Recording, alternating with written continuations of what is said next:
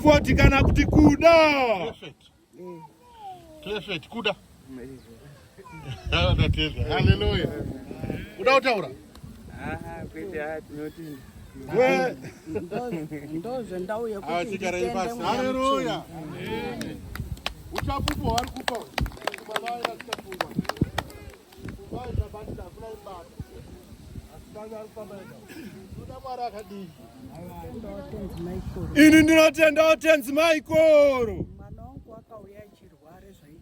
Mwana wangu akauya achirwara zvaityisa.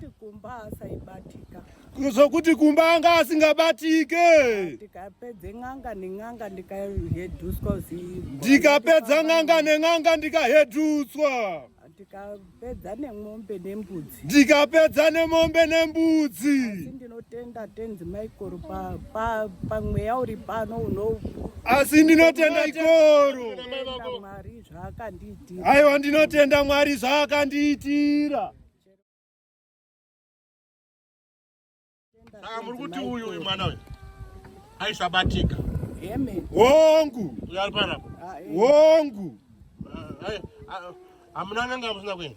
Hakuna nganga yatakasiya. Nganga yatakasiya. Pandakazozwa ngemwana uri kuSouth Africa zvikazi mai ngatiende. Saka pandakazonzwa nemwana ari kuSouth Africa kuti mai ngatiendei kwababa Magirazi. Ndosaka makationa tauya pana. Ndokusaka makationa tauya pano.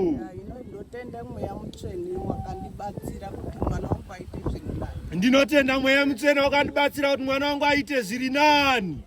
Ndinotenda anonzi Clefet kana kuti kuda. Anonzi Clefet kana kuti kuda. Clefet kuda. Hallelujah. Kuda utaura? Ndoze ndauye kuti uchabo wari kupa. Kubalaya kuchapupa. Kubalaya bandita kuna imbata.